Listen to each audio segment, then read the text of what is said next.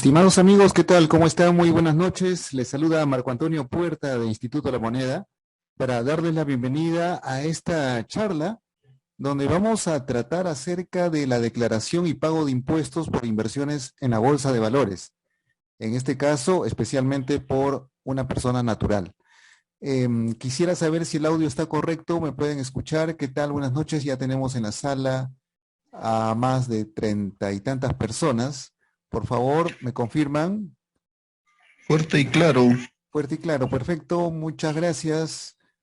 Tenemos en la sala a Dayana, a Yoni, Jesús, yo, bueno, en fin, están ingresando cada vez más personas.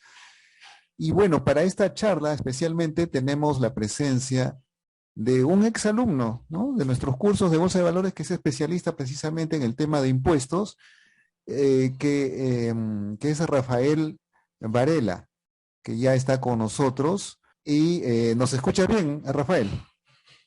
Sí, clarísimo. No sé si me escuchan también. Ya, perfecto. Yo te cedería la sala Zoom para Ya. que tú mismo puedas pues, manejar el tema de las diapositivas. Y bueno, no sé, el tema de las preguntas creo que las podríamos hacer al final. O de repente por ahí si una pregunta está muy ligada a un determinado punto en concreto, creo que también se podría resolver, ¿no? A medida que se va desarrollando el tema. Bien, entonces te cedo, Rafael, la El poder. administración de la sala. Ahí la tienes. Listo. Y a ver, me confirmas si puedes manejar la sala para poder tú mismo presentar las diapositivas. Ujú. A ver, déjame ver. Creo que hay un botón verde en la parte de abajo. Sí, sí, sí, sí, sí. Ahí le das dar clic. Sí, Pero muy cagado.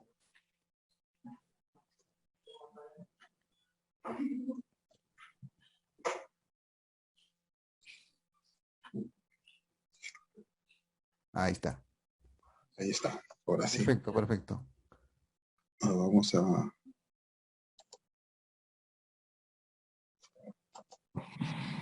Ya, ¿qué tal? Sí se ve.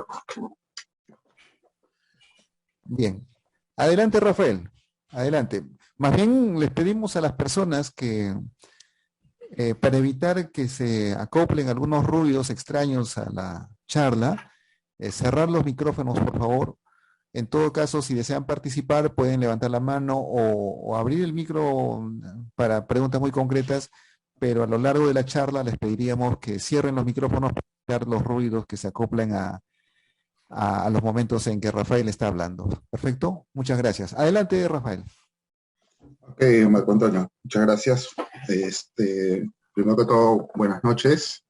El día de hoy, bueno, un compromiso que tuve hace un mes con Marco Antonio de hacer una presentación, digamos, de cómo es el pago de impuestos, ¿no? A la renta, ¿no? Ya que justamente en el mes de marzo, la última semana empiezan los vencimientos, ¿no? Entonces, estuve conversando con Marco Antonio y me pidió ver, ¿no? Cuál es el análisis que debemos tener en cuenta al momento de, digamos, de saber si tenemos que declarar o no nuestro impuesto a la renta, ¿no? Porque como vamos a ver en la presentación, van a haber situaciones en las cuales no necesariamente van a tener que ustedes hacer esa declaración, ¿no? ¿No? Pero bueno, eso ya lo vamos a ir viendo a medida que vaya pasando la presentación, ¿no? Entonces, un poco la idea, ¿no? Por si acaso, siempre es muy importante tener en cuenta lo que estamos manifestando, digamos, en esta presentación. Mi idea es darle, digamos, una idea, digamos, basada en mi propia experiencia profesional, ¿no? Primero que todo, los que no me conocen, yo soy contador público colegiado, ¿no? Tengo un magíster también en tributación y política fiscal, ¿no? Por la Universidad de Lima y prácticamente en mes de marzo cumplo 30 años de experiencia, ¿no? En temas de impuestos, porque justamente fue el mes de marzo 92 que yo ingresé en la SUNAT y bueno, yo ahorita ya estoy en el sector privado, pero digamos, fue, digamos, la institución que me abrió las puertas, digamos, a este mundo de los impuestos, ¿no? Entonces, igual siempre van a existir diferencias con la administración tributaria respecto, digamos, a opiniones que podrían haber, digamos, sobre el tratamiento tributario que pueden haber en ciertas operaciones, ¿no? Porque parte, digamos, del temario que voy a desarrollar hoy día, no solamente voy a ver el impacto tributario de las inversiones que realiza una persona natural en el país, ¿no? También voy a hablar sobre lo que es el impacto tributario de estas inversiones que pueden ser realizadas fuera del país, porque, bueno, prácticamente parte, digamos, de mi acercamiento, digamos, al tema del mercado financiero fue justamente, ¿no? Porque, y como dijo Marco Antonio, yo soy un alumno, ¿no? De uno de los cursos que llevo acá en el Instituto de la Moneda, fue justamente porque me puse a investigar cuál era no solamente el tema de inversiones a nivel de la Bolsa de Valores de Lima, sino también el impacto tributario que puede haber fuera del país, ¿no? Mayoría de los que invertimos en bolsa fuera del país, por ejemplo, lo hacemos en la bolsa de Nueva York, ¿no? A través de TD Ameritrade, ¿no? Entonces, eh, es justamente lo que yo quiero conversarles el día de hoy, ¿no? Ver el tratamiento tributario de estas inversiones y adicionalmente ver el impacto tributario, dar una opinión de cómo se debería tratar, ¿no?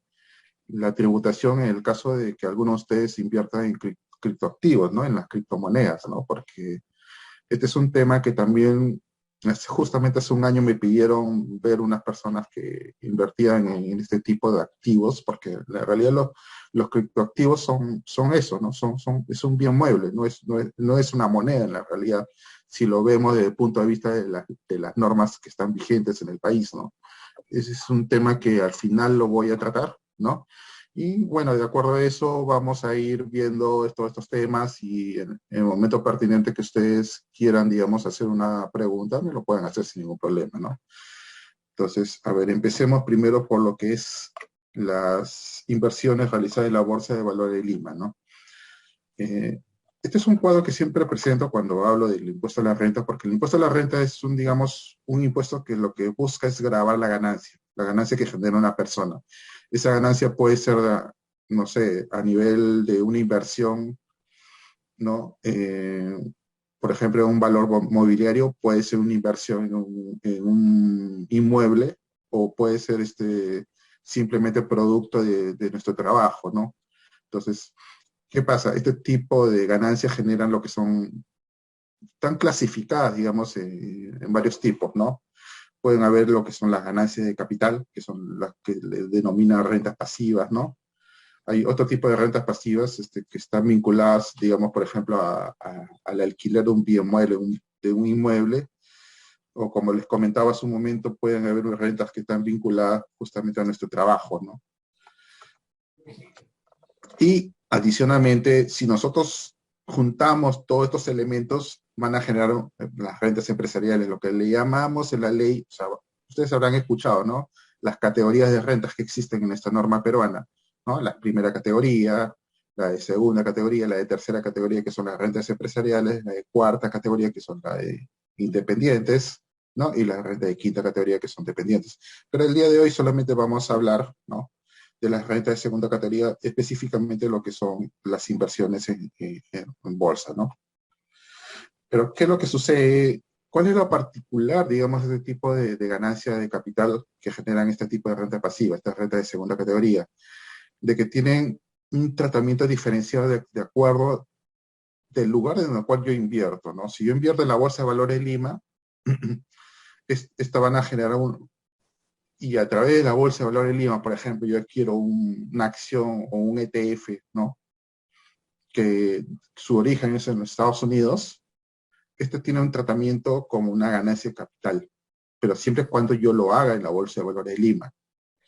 Pero digamos, la misma operación, digamos, de adquirir un ETF, ¿no? Si lo hago directamente a través de TD Ameritrade, va a tener otra, digamos, otro tratamiento tributario, ¿no? A pesar de que se puede tratar de la misma operación, o sea, al final lo que estoy haciendo es invertir en un ETF, ¿no? Pero según el lugar donde yo hago esa adquisición, va a tener un tratamiento tributario distinto, ¿no? Entonces, eso es un poco lo que voy a conversar hoy día de hoy, ¿no? Ver este tratamiento tributario, no solamente la que hacemos a través de la Bolsa de Valores de Lima, sino también la que hacemos, digamos, a través de otras bolsas, ¿no? De valores, ¿no? Entonces, a ver, vamos un poco ya avanzando con el tema, ¿no? Eh, estas ganancias de capital o estas rentas pasivas, ¿no? Este, en principio lo que se graban son los ingresos, ¿no? ¿Cuándo se generan estos ingresos? Cuando se da la venta de valores, ¿no? Y nuestra ley interna lo que hace es categorizar justamente este tipo de rentas de capital, ¿no? Y las categoriza como las rentas de segunda categoría. Ahora, adicionalmente, ¿qué es lo que especifica nuestra norma peruana? Lo que hace nuestra norma peruana es cuál es el momento en el cual se debe reconocer el ingreso, ¿no? Entonces, ¿qué es lo que sucede? Existen diversos criterios, ¿no? Pero el criterio principal para lo que son las ventas de valores mobiliarios o la venta de acciones o la venta de ETF es que el reconocimiento del ingreso se da cuando se perciba el mismo, ¿no? A pesar de que es muy posible que si usted en este momento tiene una cartera, digamos, de acciones y ustedes hoy día, digamos, establecen cuál es su valor de esas acciones que lo tienen aún en su cartera están generando lo que se llama una plusvalía, ¿no? Pero esa plusvalía no está grabada porque la norma peruana no establece eso, no establece que se va a grabar la plusvalía de acuerdo a la fecha de corte de un determinado valor, porque eso podría suceder, digamos, por ejemplo, el 31 de diciembre, ¿no? Al 31 de diciembre yo tengo una cartera X de acciones y ETFs, los cuales tienen una valorización y si yo mido en función al costo de adquisición, va a generar lo que se llama una ganancia, pero es una ganancia, es una plusvalía simplemente, que de acuerdo a las normas peruanas no van a estar grabadas esa plusvalía. Solamente la voy a grabar al momento en el cual yo venda esa cartera. Si yo vendo esa cartera, ahí es que recién van a hacer el tratamiento, van a hacer la obligación tributaria de grabar ese ingreso, no antes. Igual no me he escrito nada. ¿Ya? Es por eso que acá en la presentación habla de que el reconocimiento del ingreso se hace cuando se recibió el pago, digamos, de esa venta, ¿no?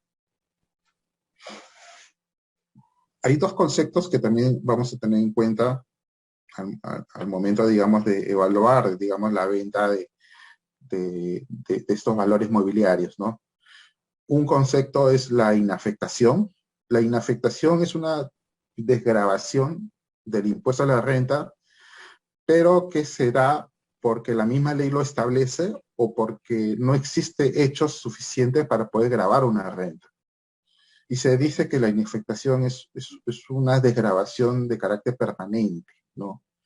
En cambio, la exoneración ocurre, es lo mismo al final, pero ¿qué es lo que sucede? A través de la misma ley establece de que una operación que está grabada no la voy a afectar al impuesto a la renta, pero esa exoneración tiene un carácter temporal, ¿no?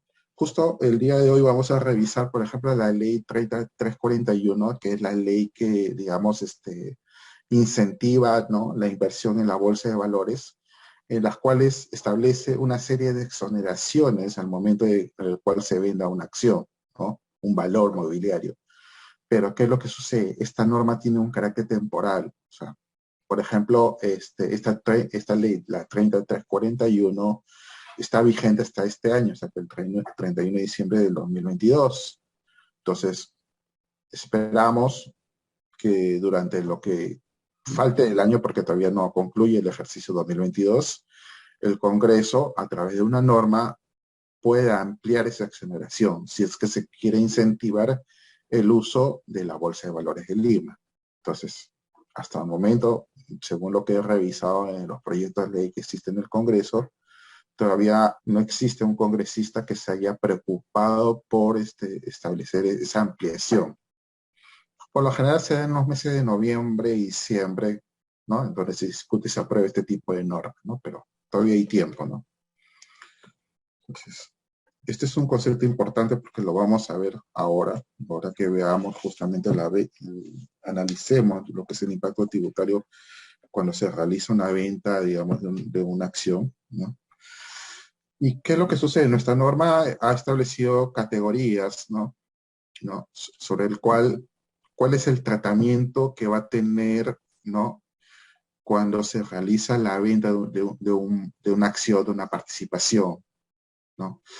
Y lo que dice nuestra norma es que a pesar de que, por ejemplo, o sea, acá hay un punto que quiero, digamos, detenerme, porque cuando veamos estos conceptos que están acá más que todo en el segundo párrafo, ¿no? ¿No? Donde habla de lo que es la renta de fuente extranjera, ¿no? Hay que tener presente una cosa, que en el caso de los valores mobiliarios, si nosotros hacemos una revisión de la ley de impuesto a la renta, establece una definición de renta de fuente peruana. Generalmente, cuando uno revisa la ley, indica que es una renta de fuente peruana siempre cuando el valor que yo venda, el valor mobiliario que yo venda, pertenezca a una empresa constituida en el país o una empresa domiciliada en el país, que el emisor esté, digamos, establecido en el país, ¿no? Pero van a haber situaciones en las cuales si yo compro, por ejemplo, un ETF, ¿no? A través de la Bolsa de Valores de Lima, los ETF no funcionan, por ejemplo, acá en el país, ¿no? Entonces son emitidos por otras entidades o otras empresas que están constituidas fuera del país, ¿no? Entonces, por ejemplo, la renta que genera la venta de este ETF va a ser calificada como una renta de fuente extranjera, ¿no? No va a poder ser calificada como una renta de fuente peruana porque no está dentro de los supuestos de ley, ¿ya? Por si acaso, los que son ADRs o GDRs que tienen como elementos subyacentes alguna acción que esté emitida por una institución ubicada en el país, como para caso, por ejemplo, de Credit Corp, ese ADR o ese GDR que digamos, está, digamos, eh, jugando, se está comercializando, se está vendiendo en la Bolsa de Valores de Nueva York, es considerada, sí, la ganancia que genera este ADR es considerada como renta de fuente peruana, pero son excepciones, ¿no? Que existe en la norma y la ley del impuesto a la renta lo establece. Pero los demás valores que son comercializados, por ejemplo, en la Bolsa de Valores de Nueva York, y que no tengan como, digamos, origen una empresa peruana, van a ser consideradas como renta de fuente extranjera. Pero su tratamiento, digamos, como una renta de segunda categoría, es diferenciada. ¿Por qué? Porque si yo compro y vendo este valor mobiliario, esta ETF, a través de la Bolsa de Valores del Lima, por ejemplo, yo lo voy a poder sumar como una renta de segunda categoría. Esa es la diferencia que ocurre. O sea, lo que busca, digamos, nuestras normas peruanas es incentivar el uso de digamos, de nuestra bolsa de valores, ¿no? Es un poco por eso que le da este tratamiento diferenciado, ¿no? A pesar de que es considerado como una renta de fuente extranjera. Entonces, Rafael, sí, disculpa la interrupción. Y sí, en el caso de lo que mencionas es ETFs, y en el caso de acciones de empresas como por ejemplo Apple, Microsoft, que se negocian en la bolsa limeña, eh, no son ADRs, son acciones, o en todo caso, ¿cómo sería en ese ejemplo de este tipo de empresas que se negocian en la bolsa limeña? ¿Entrarían en qué tipo de tributación? eh, el caso de Apple que he visto, estuve justamente revisando el listado de los valores que son comercializados y tiene presencia incluso bursátil acá en la Bolsa de Valores de Lima, tiene un tratamiento realmente, si lo analizamos en función de esta presentación, es una renta de fuente extranjera, pero que se suma a la red de segunda categoría. ¿Por qué? Porque tú la comercialización de este valor lo estás haciendo a través de la Bolsa de Valores de Lima. O sea, estás utilizando la Bolsa de Valores de Lima como un punto de compra y venta de este valor. Entonces debe ser considerado dentro de este tratamiento tributario. No puede ser considerado como una... Si, si tú, por ejemplo, compras un Apple a través de TD Ameritrade, el tratamiento va a ser totalmente distinto, porque tú lo que estás usando es un broker americano y lo que estás haciendo de la operación es a través de la Bolsa de Valores de Nueva York. No estás utilizando la Bolsa de Valores de Lima. Ejemplos concretos de Apple y Microsoft, que incluso tienen presencia bursátil, como dices, ¿no Sí, tendrían el beneficio de la exoneración? Sí, sí, sí lo tienen, sí lo tienen. Ah, sí perfecto. lo tienen, sí lo tienen. Ok, ok. Sí, ahorita vamos a ver, ya te más adelantado un poco al tema de aceleración, pero sí lo tiene porque tiene presencia bursátil, se cumplen eh, con todos los supuestos, ¿no? Uno, que se está haciendo la operación a través de un mecanismo, digamos, un mercado de valores en el país, y lo otro que tiene presencia bursátil, ¿no? Y eso lo vamos a ver de todo momento. Entonces, justamente acá está resumido de cómo se determina la renta de segunda categoría, ¿no? ¿No? Se suman lo que son las rentas de fuente peruana, que estamos hablando de valores que son emitidos por entidades domiciliadas en el país, y se suman las rentas de fuente extranjera, pero es claro, siempre y cuando cumpla con esta condición, ¿no? De que sea comercializado a través de un registro público de valores que está en el país, ¿no? Que en pocas palabras la Bolsa de Valores de Lima, ¿no? Entonces, más o menos es la secuencia gráfica, ¿no? De cómo se determina la renta de segunda categoría, ¿no? El ingreso, el costo computable, se define ahí una renta de segunda categoría bruta. Esa renta bruta, o sea, normalmente nosotros tenemos en la mente que, por ejemplo, que las ganancias de capital que genera una venta de un valor, ¿no? Está grabado con el 5%, ¿no? Es porque a este 100% de la renta, de la ganancia, se le deduce, hay una deducción por ley, es una deducción flat, que es del 20%, ¿no? Y este 20% al neto se le aplica la tasa de 6,25, que al final vendría a ser lo mismo que el 5% sobre la renta bruta. Sobre esta renta neta, recién después de eso se aplican las pérdidas. Acuérdense que toda operación de venta no necesariamente me genera una ganancia, puede haber pérdidas, ¿no? Puede haber pérdidas y esas pérdidas yo las puedo aplicar. Claro, siempre y cuando, ya sea después de haber determinado esta renta de neta de segunda categoría. Yo aplico las pérdidas por venta de acciones y sobre ese resultado, sobre esa renta neta final, digamos, por llamarla así, recién le aplico la tasa de 6,25 para poder determinar cuál es el impuesto a la renta. Ahora, ya si vamos directamente al asunto de fondo, o sea, las inversiones realizadas en la Bolsa de Valores de Lima, tenemos a Cavalli como agente retenedor. O sea, cuando se realiza una venta, quien va a hacer la retención por esa venta es Cavalli, ¿no? Entonces, entonces pero es porque la misma ley ha establecido, digamos, esa obligación, ¿no? Como responsable solidario, ¿no? Y una vez que genera la retención, lo que va a hacer Cavalli es hacer el pago de la SUNAT, ¿no?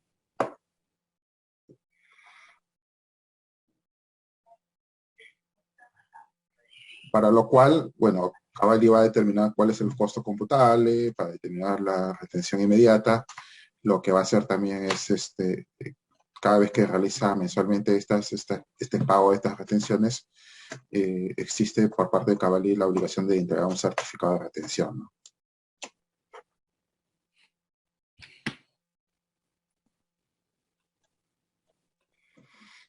Ojo, cuando he hablado de enajenación de valores, justamente hay que diferenciar de lo que son los dividendos, ¿no? Como ustedes saben, el hecho de tener una acción y después, en algún momento de, digamos, de la tenencia de esta acción, la empresa emisora, ¿no? Paga dividendos. Estos dividendos tienen un tratamiento diferenciado, ¿no? Ese tratamiento diferenciado hace que sea la misma empresa, por ejemplo, la emisora y la que termina y que reparte los dividendos, la que retiene el pago de este 5%, ¿no? Claro, siempre y cuando esta empresa está ubicada en el país. ¿Qué pasa si yo recibo dividendos, no sé, de una acción que yo adquirí a través del Mila, por ejemplo, o una acción que yo adquirió, no sé, en Estados Unidos? El tratamiento de este dividendo es totalmente distinto, porque en principio no tenemos un agente retenedor, ¿no? Porque ese dividendo yo lo estoy recibiendo fuera del país, ¿no? Y por lo tanto nosotros lo que debemos hacer es traer esa renta a declararla acá en el país, ¿no? Como una renta de fuente extranjera.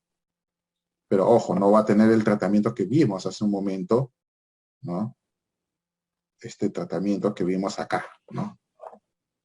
Es totalmente diferenciado, ¿no? Que vimos acá en el segundo párrafo, ¿no? Este es totalmente diferenciado. Este solamente es un tratamiento para el caso de enajenación de valores que se ha No, realizado a través sí, de le dije que la no bolsa. puedo porque estoy en una... ¿Qué quería? ¿Ya? Entonces, en Sí, el caso de disculpe, dividendos, disculpe, sí, vamos a rogar a los participantes, por favor, Carlos Córdoba, por favor, cerrar el micrófono para no interferir la charla. Carlos, por favor, gracias. Adelante, Rafael. ya, ok. Sí, como les explicaba, el tema de los dividendos es un tratamiento tributario totalmente distinto, ¿no? En el caso de, por ejemplo, en este caso Cavalli no retiene, en el caso, si bien es cierto, puede aparecer en los movimientos, ¿no? de cuentas que tiene el inversionista, pero Cavalli no realiza la retención de estos dividendos. El que realiza la retención del 5% son las empresas emisoras al momento de que aprueben la distribución de dividendos, ¿no?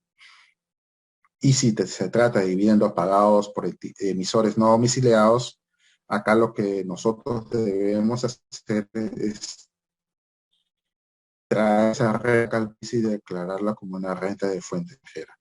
No va a estar bajo el mismo tratamiento que vimos hace un montón, de declararlo como una renta de segunda categoría, ¿no? Porque es totalmente distinto.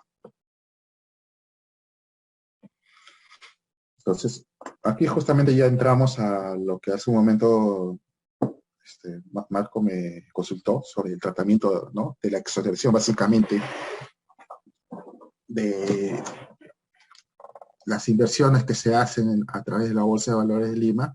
Como podemos visualizar acá, dentro del alcance de la ley, estas son alcanza acciones comunes y acciones de inversión, ADR, GDR, y ahí está, ¿no? Las ETFs, ¿no? Que tengan como su índice acciones y o valores representativos de deuda. O sea, esta norma, lo que les explicaba hace un momento, lo que busca justamente es incentivar el uso de la Bolsa de Valores de Lima, ¿no? Para que a través de un broker, ¿no? Ubicado acá en el país, podamos hacer la compra y la venta de estos valores, ¿no? Entonces, pero claro, tiene también sus limitaciones. ¿Por qué? Porque en principio, para poder acceder a la exoneración, estos valores tienen que estar, en principio, enajenados a través de un mecanismo centralizado de negociación que esté supervisado acá por la Superintendencia de Mercado de Valores, en pocas palabras, la Bolsa de Valores de Lima, ¿no? El segundo, digamos, requerimiento es más que todo está vinculado a aquellos grandes compradores de acciones, ¿no? Donde dice, donde justamente lo que indica acá, que en un periodo de 12 meses el contribuyente, o sea, la empresa tenedora de la acción y sus vinculadas no transfieran mediante una o varias operaciones simultáneas o sucesivas la propiedad del 10% o más de los valores emitidos por la empresa. Acá estamos hablando básicamente de grandes compradores, o sea, de grandes inversionistas, ¿no? Entonces, pero el otro requisito sí es importante, que los valores deben tener presencia bursátil, ¿no? Pero ¿quién determina la presencia bursátil? Es la misma Bolsa de Valores de Lima a través, digamos, una serie de evaluaciones que hacen de los movimientos que tienen estos valores mobiliarios, ¿no? En un tiempo determinado. Entonces, la ventaja que hay en este caso, los valores de presencia bursátil, es que nosotros, en el día, por ejemplo, que nosotros querramos vender una acción, nosotros entramos a la Bolsa de Valores de Lima y ahí está listada, digamos, ¿no? ¿Cuáles son esos valores que tienen presencia bursátil? Porque de alguna manera nosotros nos podemos asegurar que al momento que queramos vender una acción, de que esta acción pueda, digamos, aplicar a esta exoneración, ¿no? ¿No? Entonces, esto es, digamos, fácil de comprobar. O sea, la misma Bolsa de Valores en Lima te permite hacer esa consulta, ¿no? ¿Qué más tenemos? En el caso de las ETFs, ¿no? Por ejemplo, no solamente me pide estos dos requisitos, ¿no? Que la venta, la enajenación debe ser realizada a través de la Bolsa de Valores de Lima y que los valores deben tener presencia bursátil, ¿no? ¿Cuál es el rol de Cavalli, ¿no? Para poder aplicar, digamos, este requisito? En principio, es el vendedor o su representante, que puede ser la sociedad agente de bolsa, quien tiene que informar a Cavalli, ¿no? De que la operación que vaya a realizar de venta está exonerada. Entonces, si tú no le informas a Cavalli o tu representante no le informa a Cavalli, Cavalli no tiene la obligación de exonerar, digamos, de manera automática. O sea, no se va a atribuir a revisar si se está cumpliendo con estos requisitos. Solo lo va a hacer al momento de que tú informes que vas a realizar una operación de venta, y es ahí donde Cavalli lo único que va a hacer es ver si la operación tiene presencia bursátil. Los demás requisitos, bueno, no le competan a Cavalli, pero sí, digamos, en el futuro, si es que en algún momento esta operación es fiscalizada por la SUNAT, sí puede pedir si se están cumpliendo con los otros dos requisitos. Entonces, lo único que va a hacer Cavalli en la exoneración, uno, que sea informado, y lo segundo, que va a comprobar que realmente este valor tenga presencia bursátil. Si tiene presencia bursátil, simplemente lo que va a hacer es exonerarla. Cavalli hará su expediente sustentando cuál fue su participación, y ya el contribuyente deberá informar si cumple con los otros requisitos posteriormente. Entonces, por ejemplo, justamente lo que me preguntaba Marco Antonio, los valores que tienen presencia bursátil. Bueno, este es un pantallazo que consulté al día de ayer. Ustedes pueden entrar al link que está acá. En este link, ustedes pueden poner la fecha, digamos, que hicieron, por ejemplo, en la venta de sus acciones. ¿Qué pasa si ustedes o sus representantes no informaron a Cavalli de que estaban exonerados, y justo se realizó la venta y al no informar, Cavalli hizo la retención? ¿Qué es lo que podía suceder en estos casos? Lo que va a suceder es que ¿puedo recuperar esto? O sea, este pago sería la consulta, o sea, la puedo recuperar esta retención indebida, porque en el fondo es una retención indebida. Sí es posible hacerlo a través de un proceso, ya sería ante la SUNAT misma, ¿no? De indicarle, mira, de acuerdo a la ley 3341, se debió haber exonerado esta operación y, bueno, por un tema administrativo, porque yo lo vería como un tema administrativo, no se pudo, digamos, informar a Cavalli sobre esta operación en su debido momento, y Cavalli lo que hizo fue retener y pagar este impuesto, ¿no? Entonces, sustentando esto legalmente, sí es posible, digamos, acceder a una devolución de manera, digamos, automática, si es que está bien sustentado, ¿no? Pero puede suceder eso, ¿no? Entonces, justamente lo que preguntaba Marco Antonio, pues sí está como una acción o un valor mobiliario, digamos, con presencia bursátil, ¿no? Sí tenemos SPY, ¿no? Este es un ETF, Tesla. Como podrán ver, existen valores que no necesariamente son, los emisores están domiciliados en el país, ¿no? Facebook también está incluido, ¿no? Entonces, no veo Microsoft, ¿lo ven? No lo veo. Entonces, por ejemplo, estos son, este es el listado, ¿no? Son 31, hasta el día 2 de marzo son 31 valores que tienen presencia bursátil. O sea, solo estos valores pueden, digamos, acogerse, digamos, y siempre y cuando, claro, sean vendidos o enajenados a través de la Bolsa de Valores de Lima pueden acogerse a esta exoneración, ¿no? Los demás valores que están, digamos, comercializados en la Bolsa de Valores de Lima, lo que va a hacer Cavalli simplemente es retener, ¿no? Así que no tiene prestigio bursátil. ¿Qué pasa si yo realizo una venta exonerada, pero esta venta exonerada, o sea, vendo, no sé, a licor, ¿no? La que está acá, esta acción, pero en el momento que realizo la venta por un tema de, digamos, de financiamiento, yo sé que voy a estar en pérdida. Esta venta exonerada que da pérdida, ¿la puedo aplicar? ¿La puedo aplicar contra mi renta de segunda categoría? Lo vimos hace un momento, ¿no? Bueno, sobre esto hay un antecedente, una resolución del Tribunal Fiscal del año 2011, donde una operación similar se quiso aplicar como frente a las ganancias de capital, ¿no? Pero el Tribunal Fiscal dijo que no se podía aplicar, porque mi venta exonerada no tiene ninguna vinculación con las ventas grabadas, ¿no? Entonces, basado en este antecedente, podríamos concluir que no es posible aplicar como pérdida una venta exonerada. Solamente podemos aplicar aquellas operaciones que estén vinculadas a operaciones grabadas, ¿no? Entonces, este es un resumen que, digamos, de lo que hemos estado hablando, ¿no?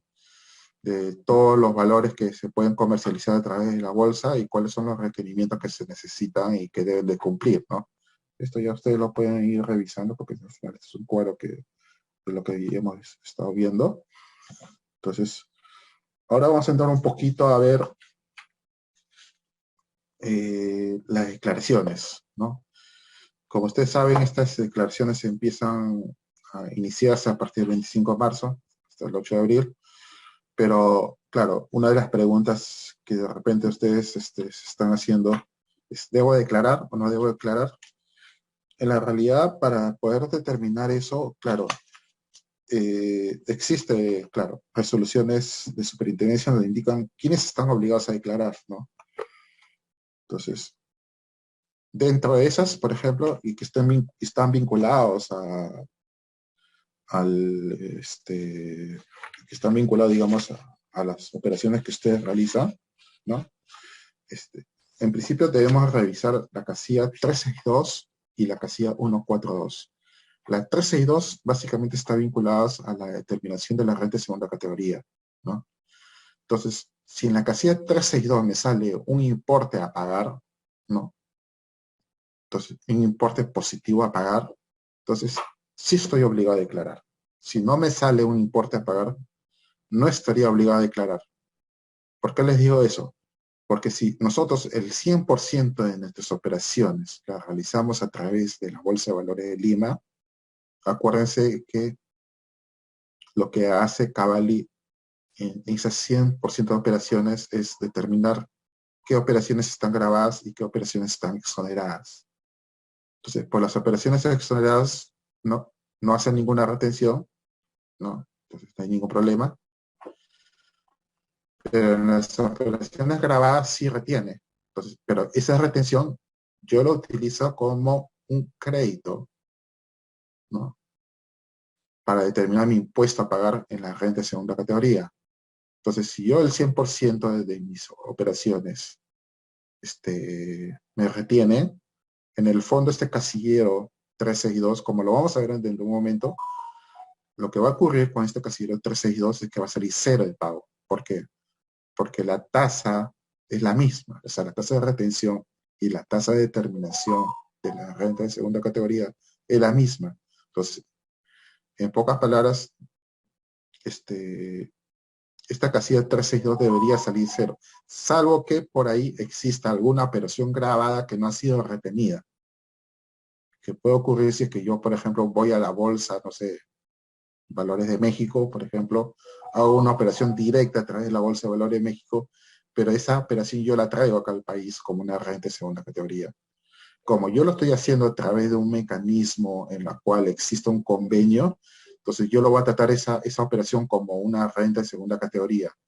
Yo la asumo, pero como no existe un Cavalli que me retiene acá en el país, lo que va a suceder en el fondo es que esta operación va a estar desgravada como una renta de segunda categoría y va a aparecer en este casilla 362, ¿no? Al momento que se recalcule esta operación, ¿no? En el caso del último párrafo, la casilla 142, es básicamente cuando yo traigo ingresos que están originados en la bolsa, por ejemplo, en la bolsa de valores no a través de un broker americano, ¿no? Entonces, van a haber estas dos situaciones, ¿no? Justamente lo que hablaba hace un momento, ¿no? A ver, vamos a... Ya está. Entonces, esta columna, que es de segunda categoría, si es que Cavalli me retiene el 100%, si que todas mis operaciones las hago a través de la bolsa de valores de Lima, es un hecho que Cavalli me va a retener al 100%. Y esa retención va a aparecer en este casillero, en el 359. Pero, y este 359 se va a sumar con esta casilla, con la casilla 352. Este 352, perdón, 357. 357 menos 359, al final lo que me va a hacer es que mi casilla 362 debe ser 0. Entonces, al salir 0, en la práctica no estoy obligado a declarar. En la práctica no estoy obligado. Y en el otro caso, si yo obtengo rentas que provengan de inversiones que realizo a través de un broker americano, en principio, al ser o a provenir de una renta de fuente extranjera, es casi un hecho. En principio no voy a tener un impuesto retenido. Y es casi un hecho de que esta ganancia que genera esta renta de fuente extranjera sí me va a determinar un impuesto a la renta a pagar, ¿no? Así tenga o no tenga renta de trabajo. ¿Por qué? Porque esta renta de fuente extranjera no se le deduce la famosa CIE, que sí se le puede reducir la renta de trabajo, ¿no? Para los que, digamos, tengan rentas de cuarta categoría, de quinta categoría. Entonces, es casi un hecho que si sale un impuesto a pagar. Y prácticamente vamos a estar obligados a realizar la declaración.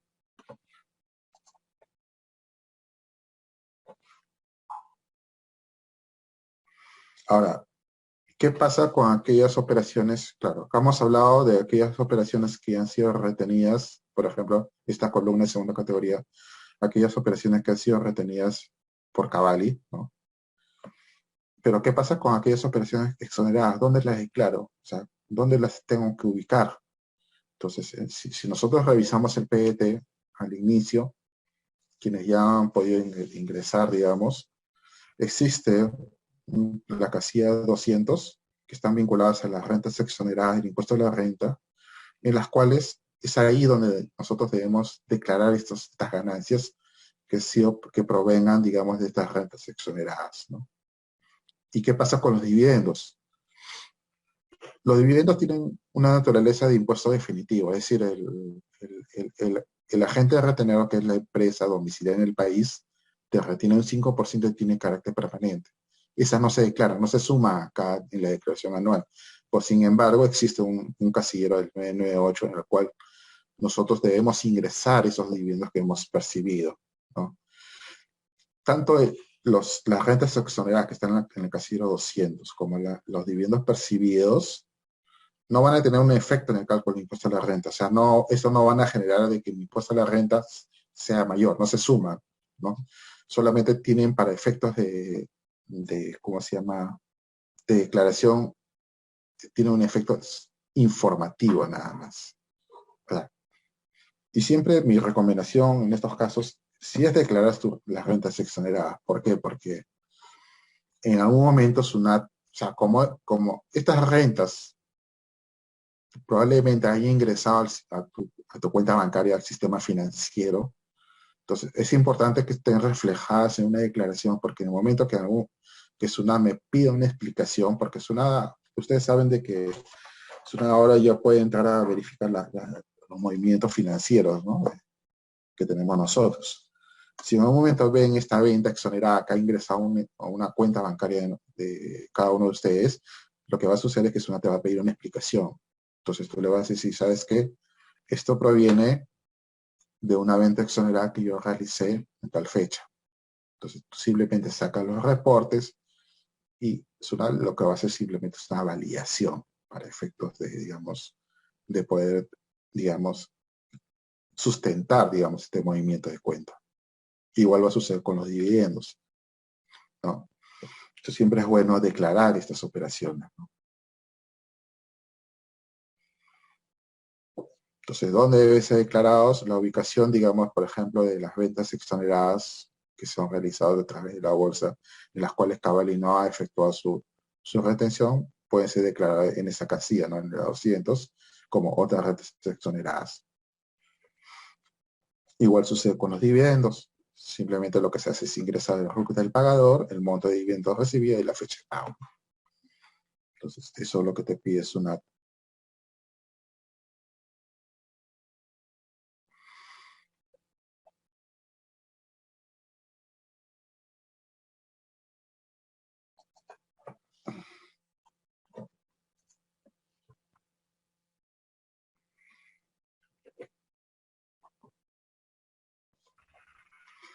Por otro lado, cuando nosotros declaremos nuestra renta de segunda categoría, igual sucede, ¿no? O sea, estas rentas deben ser, por lo general, como Cavalli actúa como agente de retenedor, ¿no? Y eso lo informa la SUNAT, en teoría, ¿no? Esta información debería levantarse, no sé, porque yo el año pasado no he tenido venta de acciones. Esta información debería levantarse acá en el casillero 350, ¿no? En el caso que no ocurra esto, simplemente lo que tendríamos que hacer es, a través de los certificados de retención, hacer, digamos, ese ingreso de estas ganancias de capital, ¿no? que han ocurrido en el ejercicio 2021, ¿no? A su vez, eso es en cuanto al casillero 350, ¿no? Pero ojo, este 350 es para todas aquellas ventas realizadas por valores que hayan sido emitidos por emisores domiciliados en el país. El casillero 385 se utiliza para aquellos valores mobiliarios que han sido, digamos, por ventas, que han sido realizadas a través de la Bolsa de Valores de Lima, pero los emisores no estén domiciliados en el país, como el caso de Apple, por ejemplo. El caso de Apple se declara en este casillero, el 385. ¿No? ¿No? Tal como está acá esquematizado, ¿no? Se pone si la venta ha sido, al momento de ingresar, si la venta ha sido a través de la Bolsa de Valores de Lima o si ha sido realizado fuera de la Bolsa de Valores de Lima. Se identifica al emisor y, bueno, cuál ha sido el proceso para determinación de la renta neta, ¿no? Igual ocurre en cuanto a estas rentas de fuente extranjera, porque puede haber ventas realizadas a través de la Bolsa de Valores de Lima o puede ser ventas realizadas directamente a través de las bolsas que están en el MILA, ¿no? Que están en el convenio del MILA, ¿no? El caso de Colombia, Chile y México, ¿no? Que son los países que están, digamos, adheridos a este convenio, ¿no? Entonces, yo por acá creo que había unas consultas. Vamos a ver.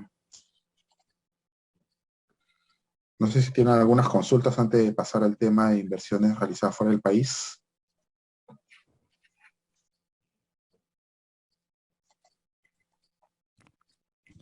Rafael, hay algunas preguntas en el chat. ¿Deseas que yo las lea o quizás tú mismo lo puedes leer como tú desees? A ver, sí, acá lo estoy revisando antes de empezar el siguiente tema. Ya.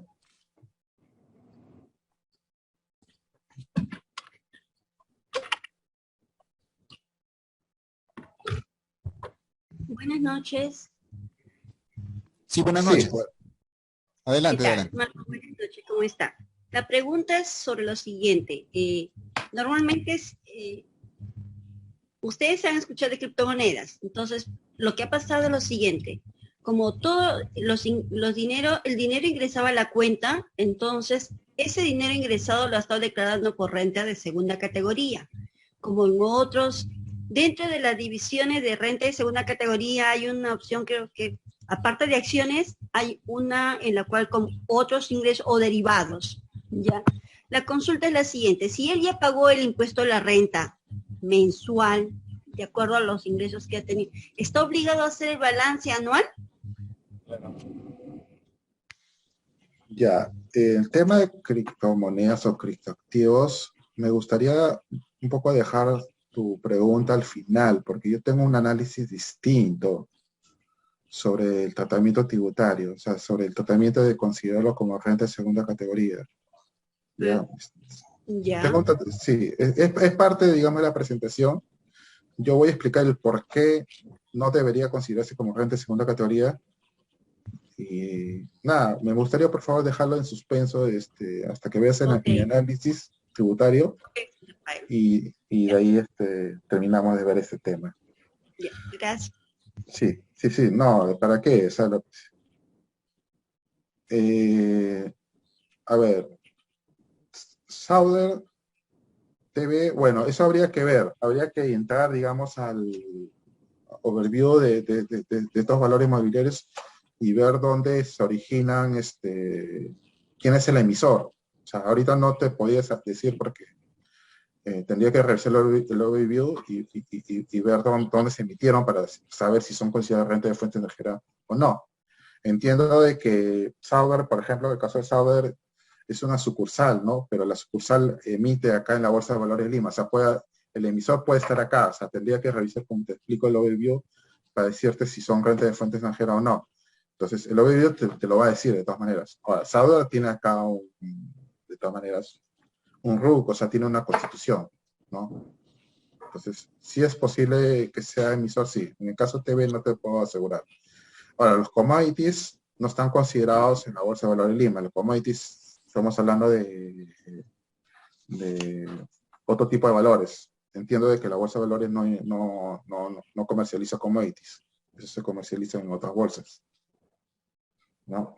Pero igual, o sea, si nosotros hacemos este tipo de operaciones de commodities, entendería que las rentas son originadas fuera del país, ¿no? A ver, los valores extranjeros, por tener presencia bursátil y comprarse a través, tiene que ser a través de una SAP peruana. Entiendo de que toda operación que se hace a través de la Bolsa de Valores de Lima tiene que hacerse a través de una sociedad agente de valores, ¿no? Entonces, sí, o sea, es parte de la cadena. El costo computable de los valores incluye las comisiones. No, porque entiendo de que al momento que Cavalli procesa el valor compra, ¿no? O sea, procesa lo que está en su sistema, independientemente de las comisiones. El costo per cálculo de impuestos se considera comisiones pagadas tanto en compra y venta de acción. No, igual que la respuesta anterior. Cavalli también hace las retenciones cuando se pagan los dividendos. No, Cavalli no retiene dividendos. O sea, Cavalli solamente retiene cuando existe enajenación. Los responsables solidarios para la retención de los dividendos son las empresas emisoras, no es Cavalli.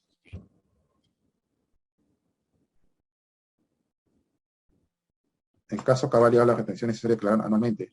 Como les expliqué hace un momento, la declaración va a depender de ese famoso casillero que vimos hace un momento. O sea, si la casilla al momento, este casillero, el 362, si este casillero sale un valor, sí hay que declarar. Si no sale valor es porque prácticamente todo lo que retuvo Cavalli, al momento de calcular y restarle la retención de Cavalli, salió cero el casillero 362.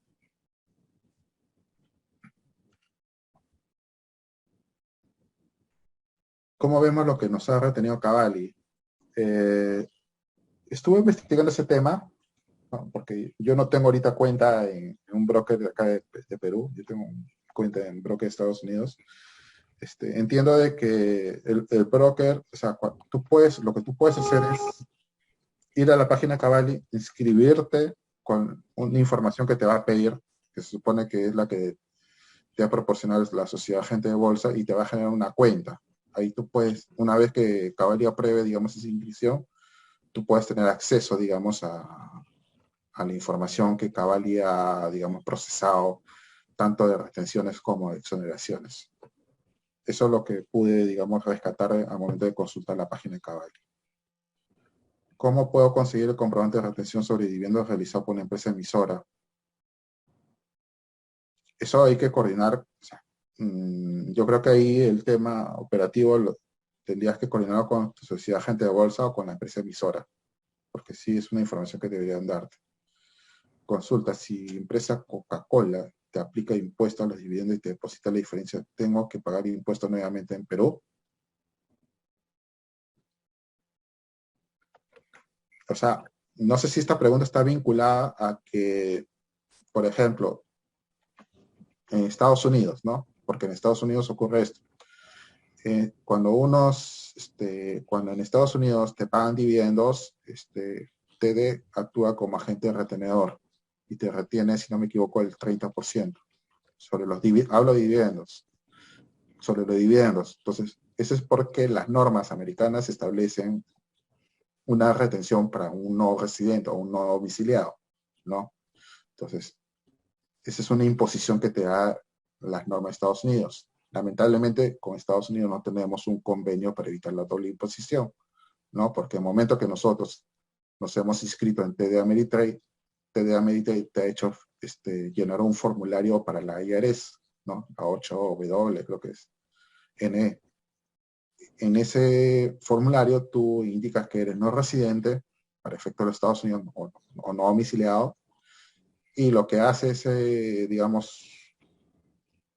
formulario es establecer cuál es el procedimiento que va a seguir el broker americano, en este caso TD, para retenerte o no, dependiendo del tipo de operación. Entiendo de que cuando son pagos y dividendos, no se te tiene que retener, pero cuando son ventas o enajenación de valores, no existe retención, o sea, está desgravada en Estados Unidos, pero solamente en caso de las ventas, más no el pago de dividendos. Ese pago de dividendos lo tienes que traer acá al Perú y tienes que pagar, ¿no?, un impuesto a la renta. Lamentablemente se genera lo que se llama una doble imposición tributaria, ¿no? Y mientras no exista convenio, no nos podemos salvar, digamos, de esa doble imposición. Rafael, disculpa, y sobre ese punto, el impuesto que acá cobra la SUNAT del saldo de los impuestos, ya descontado el 30% que cobra Estados Unidos, de esa diferencia, se aplica a esa escala de 8, 14% según existe establecido para fuente extranjera, o cómo se aplica ese impuesto sobre ese saldo de dividendos que viene ya a nosotros. Sí, o sea, el saldo de dividendos se tiene que sumar a las rentas de trabajo, ¿no? Y las rentas de trabajo están sometidas a una escala, ¿no? La que tú has mencionado, a partir del 8%, ¿no? Esa renta de fuente extranjera no se le deduce las 7 UITs. O sea, las rentas de trabajo son aquellas rentas que percibo como independiente o como dependiente, cuarta, quinta categoría. La suma de todo eso, yo le puedo decir 7 UITs, pero esos 7 UITs no lo puedo aplicar a la renta de fuente extranjera. Lo que el remanente, digamos, después de deducir las 7 UITs, recién se le suman las rentas de fuente extranjera y a partir de ahí es que se empieza a aplicar la escala desde el 8%. ¿No? Eso es lo que va a ocurrir. Ahora, lo que habría que evaluar en este caso, en el caso Coca-Cola, es si es que esta retención la puedo utilizar, porque hay casos en los cuales sí puedo utilizar. Lo voy a ser sincero, no evaluar si es que esta retención puede ser aplicable, porque hay casos, bueno, yo lo he visto más que todo en empresas, que cuando se les retiene fuera del país, lo que se hace es traer el crédito al país, o sea, se trae y se aplica, ¿no?, contra el impuesto final. Habría que hacer una evaluación en el caso de persona natural. No lo he visto en el caso en concreto, pero habría que ver si se puede hacer a través utilizar un crédito, ¿no? ¿Cómo se le comunica a Cavalli? Entiendo que esa comunicación se hace a través de la sociedad agente de valores, o sea, que es tu representante, ¿no?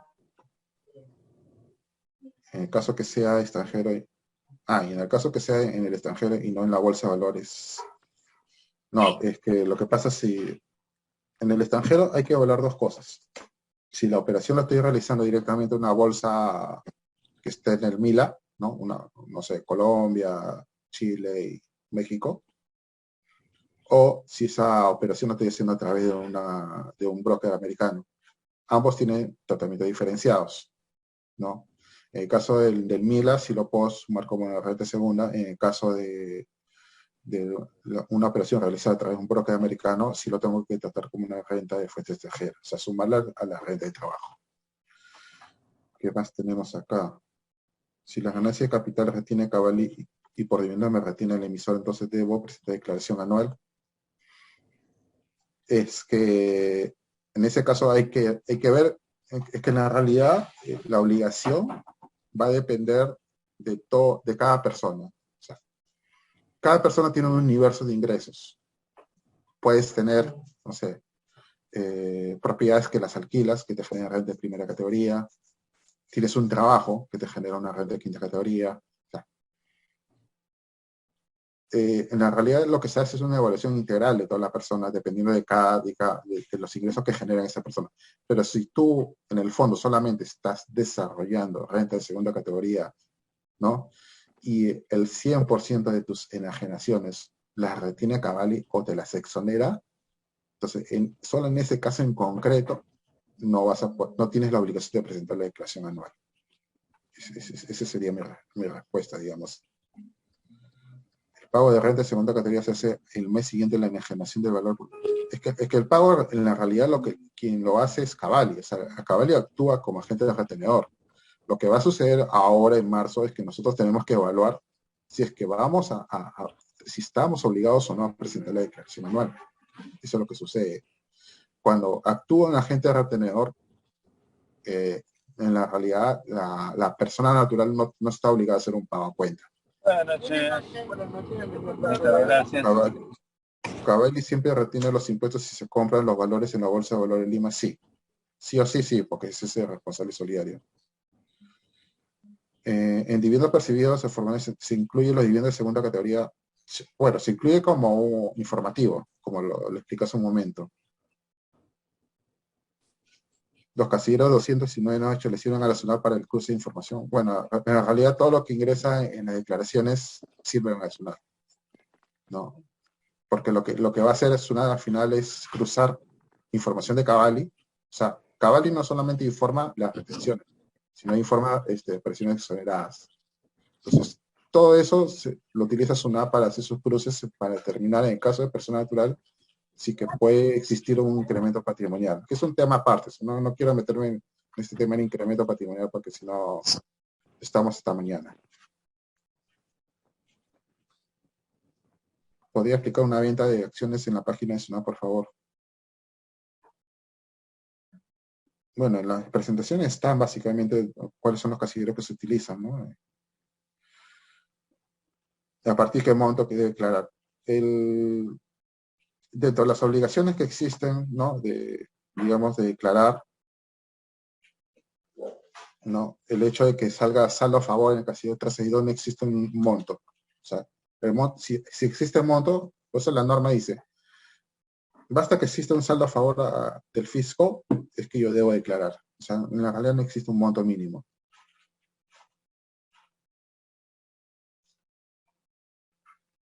Si tuve ganancias invertidas en Exalmar, ¿cuál sería la tratativa tributaria para una empresa que no está exonerada? Bueno, es declarar como renta segunda, ¿no?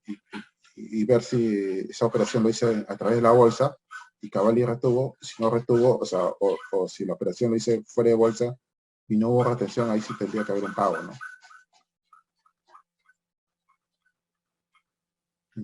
Que solo realizar mi declaración cuando vendo acciones, no. Las declaraciones en la realidad se hacen anuales, ¿no? Se entiende que si yo realizo una operación a través de bolsa de valores, es Cavalli quien me retiene. Y no tengo que hacer una declaración mensual. Buenas noches. Si tengo ganancias con acciones con presencia, no se hace una... Bueno, lo que se tiene que hacer es informar a Cavalli que justamente no exonere esa venta, ¿no? Tengo una renta que figura como realizada directamente a través de la bolsa. El importe de 1.552, pero lo raro es que parte de la retención hago 15 soles y la diferencia me parece como pendiente de pago. Si Cavalli interviene, debió haberme hecho toda la retención. No me queda claro porque me queda una diferencia un pagadito. Sí. Bueno, eso habría que revisar en concreto porque Cavalli no lo tuvo, porque al final el responsable es Cavalli, ¿no? Entonces, un poco vamos ya avanzando. Ya los otros temas no son tan... Nos quedamos en impacto tributario e inversiones realizadas fuera del país.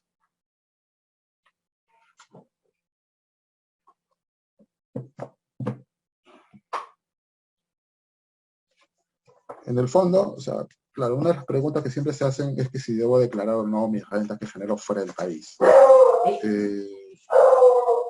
Cualquier persona, digamos, domiciliada en Perú, de acuerdo a nuestras normas internas, tienen que declarar lo que se llama su renta de fuente mundial.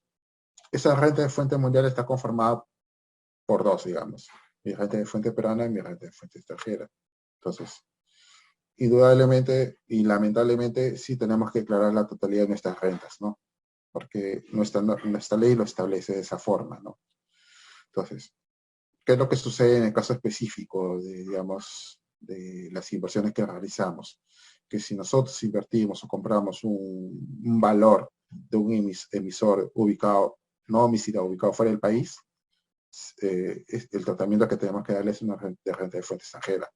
Hablamos de una excepción hace un momento, que es en el caso de aquellas acciones, ¿no?, que se comercializan en principio a través de la Bolsa de Valores de Lima o son comercializados a través de una bolsa en el cual Perú tenga un convenio de integración, como el caso de Mila, ¿no?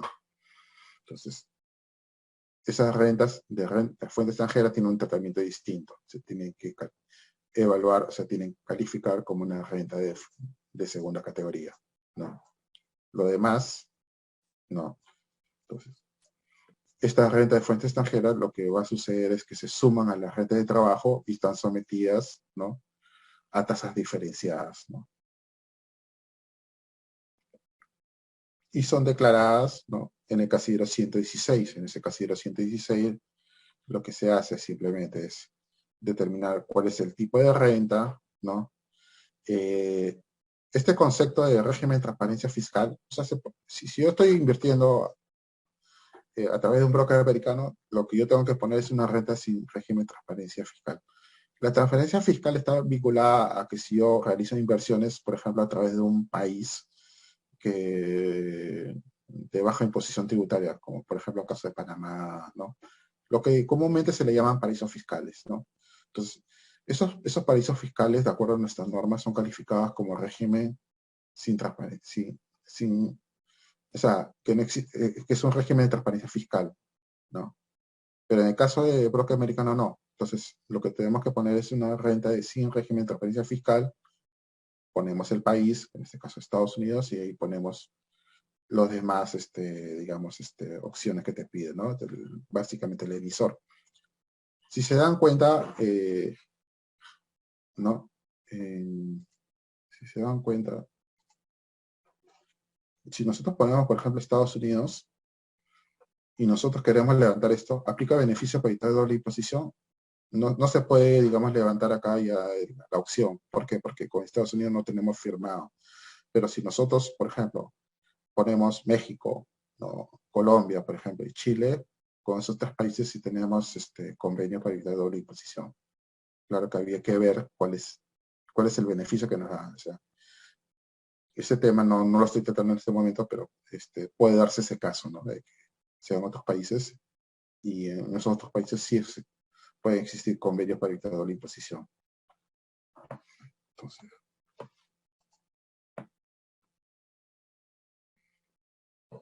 ¿qué es lo que pasa específicamente si nosotros invertimos a través de la Bolsa de Estados Unidos? A través de la Bolsa de Estados Unidos, cuando nosotros, por ejemplo, nos inscribimos en TD Ameritrade, TD lo que nos hace es llenar este formulario, el W8BEN, en el cual nosotros informamos acerca de nuestro estatus como no residentes en Estados Unidos, ¿no? ¿Y por qué? Porque el broker americano también actúa como un agente retenedor, y este broker americano, al momento en que se declare este W8, ¿no? ¿Ven? Necesita saber cuál es el tratamiento tributario que va a tener al momento de que este inversionista extranjero reciba pagos de dividendos o que este inversionista extranjero realiza una generación de valores, la cual puedes, como consecuencia, tener una ganancia de capital, ¿no? Es importante. Ahora, a veces me han consultado, ¿qué pasa si yo no declaro esa renta que yo genero en Estados Unidos? ¿No? O sea, en la realidad, el hecho de declarar o no, eso depende, es una decisión que toma, digamos, el contribuyente acá en el país. Pero lo que sí quiero precisar, ¿no? Es que con Estados Unidos, por ejemplo, ¿no? Tenemos, por si acaso, les digo, un convenio de intercambio de información tributaria. Es un convenio bastante antiguo, del año 92, ¿no? Y ese convenio que existe, ¿no? Con Estados Unidos permite tanto a la SUNAT como a la IRS a intercambiar información, ¿no? O sea, ojo, hay que tener mucho cuidado cuando nosotros invertamos en la Bolsa de Valores de Lima. ¿Por qué? Perdón, un broker americano. ¿Por qué? Porque toda esta información, esta declaración que hemos hecho ante el broker americano, en cualquier momento la SUNAT la va a tener. ¿Ya? Entonces, ese es un tema que siempre advierto a los inversionistas que realizan en Estados Unidos, porque esa pregunta me la han hecho varias veces, ¿no? Sí. Esto, quería comentarte que precisamente muchos alumnos, exalumnos, inversionistas, inclusive personas que ya tienen años en bolsa, creen que si no traemos el dinero de los Estados Unidos, habiendo tenido ganancias en el exterior, si no lo traemos, no tenemos la obligación de declararlo y no pagar impuestos, al menos hasta no traer el dinero. Entonces, esa idea es errónea, ¿verdad? Porque lo correcto sería declarar, así no traigamos el dinero del exterior. Sí, o sea, la declaración del ingreso no depende de dónde esté ubicado la fuente, digamos, que generó, digamos, el ingreso. O sea, si el dinero está ubicado en Estados Unidos, está ubicado acá en Perú, no es relevante. O sea, lo que es relevante es el hecho de que se perciba un ingreso. Y es lo que, digamos, se debe declarar, independientemente de dónde esté ubicado, porque yo puedo tomar la decisión como inversionista de dejar mi dinero en Estados Unidos y nada, o sea, y ganar, pero yo tengo que declarar la ganancia. ¿Por qué? Porque de alguna forma, o a través de este convenio, ¿no?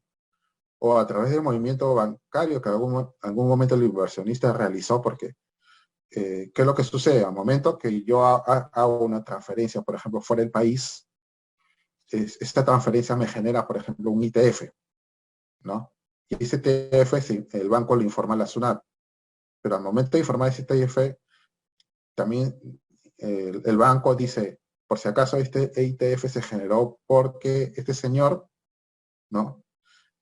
Transfirió dinero a los Estados Unidos. Entonces ya la SUNAT lo tiene, independientemente de este convenio, ya lo tiene, digamos, marcado, ¿no? Y en cualquier momento te va a consultar, te va a decir, señor, yo sé que en el año 2018 usted transfirió dinero fuera del país y por lo que veo, hasta el momento usted no me ha declarado rentas de fuente extranjera. Dígame si generó o no generó rentas de fuente extranjera. Entonces uno tiene que responderle realmente si generó o no. Entonces, de que existe ese tipo de esquelas, sí los he visto. He visto esquelas que justamente han estado vinculadas a transferencias realizadas fuera del país, ¿no? Y te va a preguntar por qué lo hiciste, ¿no? Y si no lo hiciste, lo que puede hacer SUNAT es justamente aplicar el convenio, porque SUNAT tiene la potestad de agarrar y decir, este señor no me está respondiendo, IRS, yo quiero que tú me informes si es que este señor generó rentas en su país. Y la IRS tiene la obligación de responder, ¿no? Por esa renta. Entonces, ese, digamos, es el esquema que se maneja con esta información. Que sí, el que tiene dinero fuera del país tiene la obligación digamos, de declarar esa renta, ¿no? Independientemente si la quiere traer o no. Eso es un tema ya personal. Concreto de una persona que, digamos, tuvo la mala suerte o mala fortuna de no tener rentabilidad en el año, o sea, en otras palabras, cero ganancias o en otras palabras, pérdidas, simplemente no se hace nada, no se declaran, o sea, no se hacen simplemente nada, o hay que hacer algo frente a la SUNAT.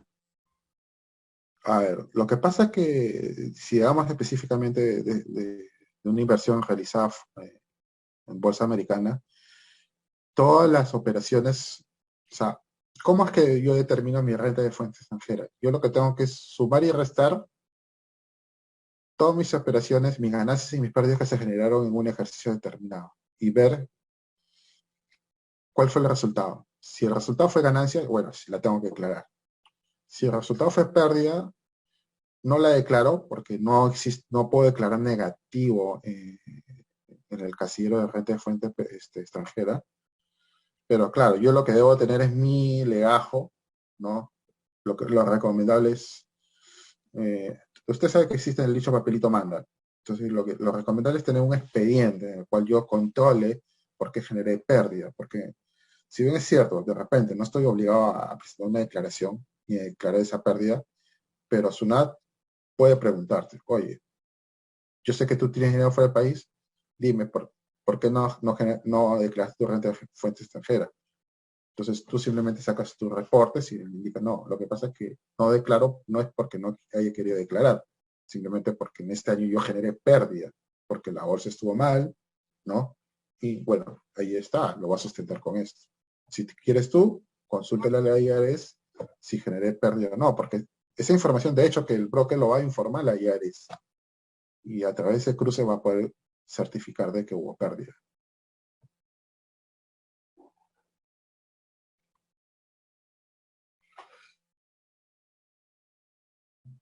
Ya, bueno, este es el resumen, digamos, de las rentas. Ese es un cuadro que se los dejo para que lo puedan revisar, ¿no? Veamos el último tema, ya que veo que prácticamente me toma más de una hora en la presentación, pero este es un tema chiquito, es un análisis que hice el año pasado porque justamente me lo pidieron unos inversionistas que realizaban inversiones en criptomonedas o criptoactivos, ¿no? Entonces, mi análisis empezó digamos, a verificar qué cosa es un criptoactivo de acuerdo a las leyes peruanas, ¿no? Si es realmente una moneda, no es una moneda, es un valor mobiliario igual que una acción. Entonces, realicé consultas a nivel de las páginas del BCR, por ejemplo, y el BCR no las reconoce como moneda. O sea, en el fondo no es moneda. Después, para ver si era una acción, un valor mobiliario, y poder calificar las ganancias de los criptoactivos como una renta de segunda categoría, tampoco, o sea, no lo podemos encontrar en la ley de títulos de valores. Por lo tanto, las ganancias o pérdidas que generen, digamos, las operaciones que se hagan a través de criptoactivos no están dentro del alcance de la ley de títulos de valores. Por lo tanto, si este valor, esta criptomoneda, le quiero hacer un análisis y tratarlo como una renta de segunda categoría, yo diría que no es posible hacerlo, porque no está dentro del alcance de la ley de impuesto a la renta tampoco. Entonces, la única definición que se puede encontrar para poder calificar qué cosa es una criptomoneda o un criptoactivo, la encontramos en el Código Civil, ¿no? Si ustedes leen este artículo que está ahí mencionado, el 886, van a poder establecer, ¿no?, de que una criptomoneda es simplemente un bien mueble o un activo, nada más. Entonces, este es un tema que, digamos, se ha tratado también en tesis y realmente no existe en el país una normatividad que, digamos, que pueda, digamos, establecer qué cosa es una criptomoneda, ¿no? Entonces, ¿qué es lo que ocurre en este caso? Si nosotros ya lo analizamos a nivel de la ley de impuesto a la renta, la enajenación de una criptomoneda no va a generar una ganancia de capital. Esa es, digamos, la conclusión que se saca de él. ¿Por qué?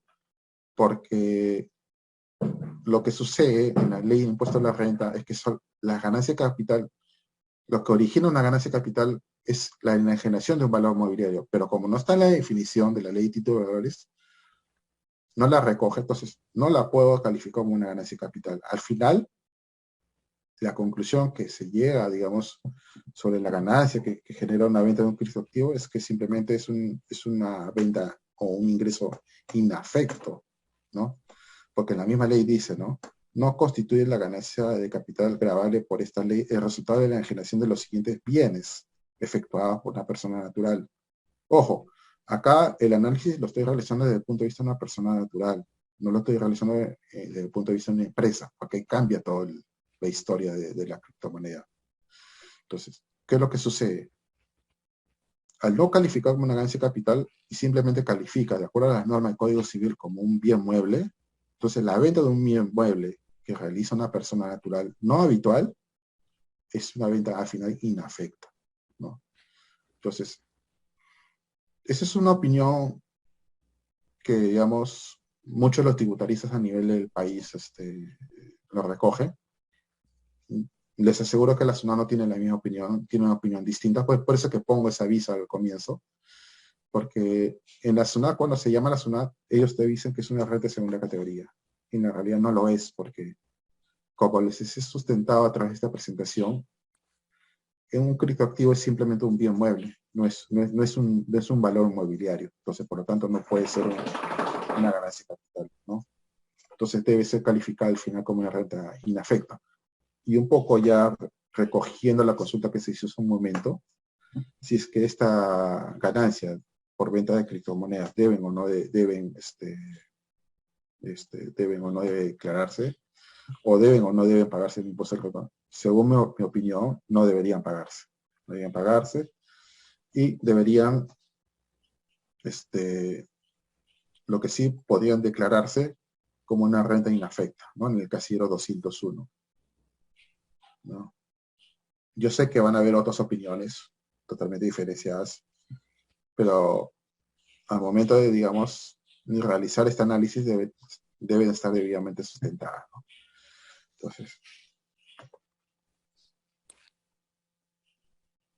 Entonces, eso debe ser, como indiqué hace un momento, debe ser declaradas como rentas inafectas y bueno, solamente deben ser informadas, no deberían ser grabadas. Ojo, que este tema de las criptomonedas, lo que pasa es que acá hay varios puntos ahí, porque hay personas que invierten en criptomonedas, por si acaso, pero hay personas que lo que hacen es utilizar el sistema de criptomonedas para hacer inversiones fuera del país, ¿no? Porque justamente este análisis que les indico la realicé porque existían personas que lo que hacían es utilizar los wallets de estas criptomonedas. ¿Para qué? Para que a través del sistema, porque el uso de la criptomoneda tiene un costo bastante reducido. No es lo mismo enviar un dinero a un broker, digamos, a través del sistema financiero, que enviarlo a través del sistema de criptomonedas, en el cual su costo y la rapidez con que llega al broker que está fuera del país es bajo y es más rápido. Entonces, cuando me pidieron hacer este análisis, porque eran de personas que utilizaban el sistema de criptomonedas, no básicamente que invertían en criptomonedas. Entonces, ahí tuve que hacer varios tipos de análisis, pero en esencia, si tú inviertes en criptomonedas, este debería ser el tratamiento tributario.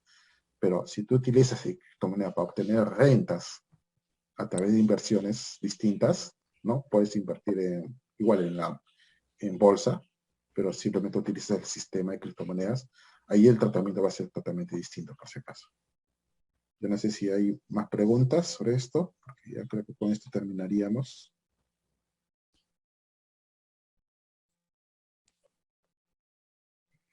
Acá tengo algunas consultas donde me quede. Sí, adelante, Rafael, ahí hay algunas preguntas que Sí, no son muchas. Sí, me quedé acá con Mario Tapori, que dice, si uno negocia acciones vía TD Ameritrade, ¿se declara el neto de ganancias y pérdida de acciones? Sí, las rentas de fuentes extranjeras se declaran netas, o sea, se suman y restan el resultado. Claro, solamente debo tener en cuenta el ejercicio, ¿no? 1 de enero al 31 de diciembre. Todo lo que generé pérdidas y ganancias, al final lo neteo, en pocas palabras. ¿Qué pasa con las personas que tienen doble nacionalidad y viven una parte en el año en Perú y otra en Estados Unidos? Van a tener doble imposición.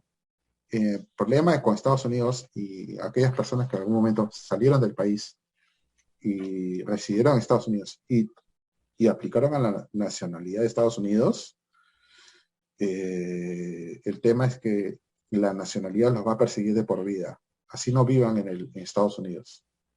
Ese es un tema ya, digamos, de la legislación americana. Y en Perú va a depender de sus pertenencias, ¿no? Para ser calificados como domiciliados o no. En caso que no se haya declarado durante más de 2 años, ¿cuál sería el procedimiento a seguir? ¿Existe algún mecanismo para subsanar o algún mecanismo retroactivo?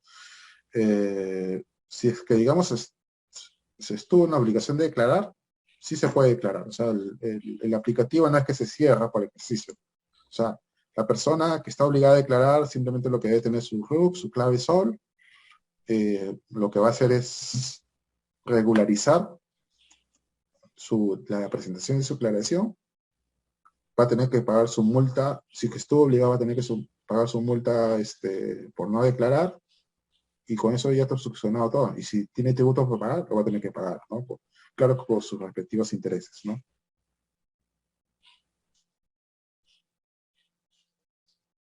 ¿Cómo puede saber si broker es confiable? Bueno, ese es un tema que creo que lo puede responder Marco Antonio más que todo. Entonces se podría decir que no hay leyes para el regulamiento de criptomonedas. No, no existe hasta el momento en el Perú, estoy hablando, leyes que hayan regulado el uso de las criptomonedas. Hasta el momento no existe.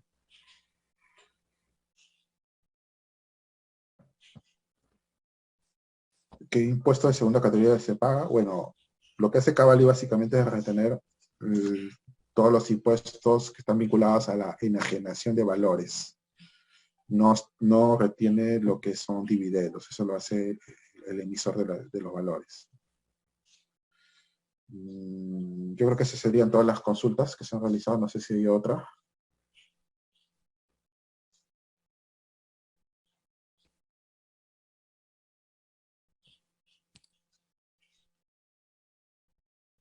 Y una última pregunta. Entonces, si uso un broker extranjero, por ejemplo, TD, ¿no? Ameritrade, ¿qué sería lo recomendable para la declaración? Bueno, lo recomendable sería es determinar la renta neta de fuente extranjera, es decir, sacar la información de ganancias y pérdidas desde el 1 de enero de 2021 hasta el 31 de diciembre de 2021 y determinar la renta neta final, ¿no? Y esa es la que se tiene que declarar.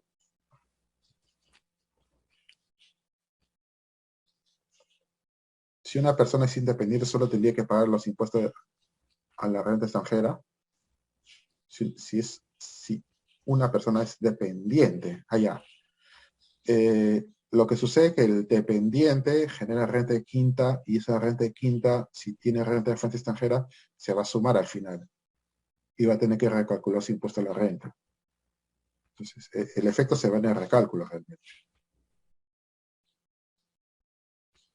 Si recién empecé en enero a invertir en bolsa de Nueva York, si estamos hablando de enero de 2022, eso todavía es para el próximo año, el 2023. O sea, no afecta esta declaración que empieza a vencer a finales de marzo. Existen deducibles para pagar menos renta solo si hay pérdida, son los deducibles. Hay una deducción flat si es segunda categoría, que es del 20%. Esa renta final que sacó del broker extranjero, ¿en qué categoría se declara? Se declara dentro de las que son rentas de trabajo, ¿no? O sea, si tienes rentas como independiente, tienes renta como dependiente, que son cuarta, quinta, ese resultado se suma a la renta de fuente extranjera y ahí recién se aplica la tasa escalonada. En el caso del pago de dividendos, si recibimos neto, descontando, ya no sería necesario declarar correcto. En la realidad, la declaración de dividendos es informativa.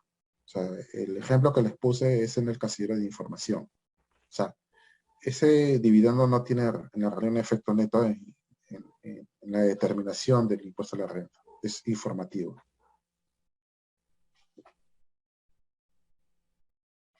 Ya, eso creo que sería todo. No sé si otra consulta más. Tus grandes aportes en estos minutos que hemos tenido contigo, desde las 8 hasta estos momentos. Les agradecemos también a todos los participantes por habernos acompañado durante esos minutos y también considerar que Rafael también nos puede dar el servicio de ayudarnos a hacer la declaración y lógicamente el cálculo del pago de nuestros impuestos, ¿no? Yo particularmente, por ejemplo, tengo en bolsa buena cantidad de años y sin embargo no tengo la suficiente confianza de hacerlo yo mismo porque temo cometer algún pequeño error que me pueda causar algún contratiempo frente a la SUNAT. Así que yo, por ejemplo, siempre recurro a mi contador para que me haga la declaración y me haga el cálculo de los impuestos que debo pagar. Entonces, siempre es bueno tener una persona que nos pueda apoyar de manera profesional, como en este caso, con el tema del pago de los impuestos. Y de repente para personas que no están invirtiendo en bolsa y tienen otro tipo de ingresos y también nos puede orientar. Y qué mejor que Rafael Varela para poder apoyarnos. Ahí está su correo electrónico, ahí está su número móvil.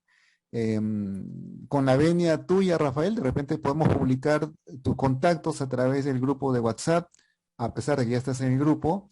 Sí, Tenemos otro grupo adicional porque el grupo inicial se llenó, tenemos otro grupo de exalumnos también y podemos compartir tus datos con tu venia para que, bueno, las personas que ya quieran un servicio, digamos, profesional de parte tuya para el tema de los impuestos, te puedan ubicar. sí, no hay problema, o sea, no solamente en estos casos de bolsa, también puede ser otro tipo de renta, ¿no? En el cual los puede apoyar. Claro, claro. Perfecto, señores. Muchísimas gracias a todos por su participación. Vamos a compartir la grabación de este webinar para que puedan repasar pues aquellos datos, preguntas, respuestas y todos los aportes que Rafael nos ha compartido esta noche. Señores, muchísimas gracias. Punto final a esta sesión. Nos encontramos en un próximo webinar, siempre para hablar acerca de bolsa de valores y todo lo que tenga que ver con ello. Buenas noches a todos.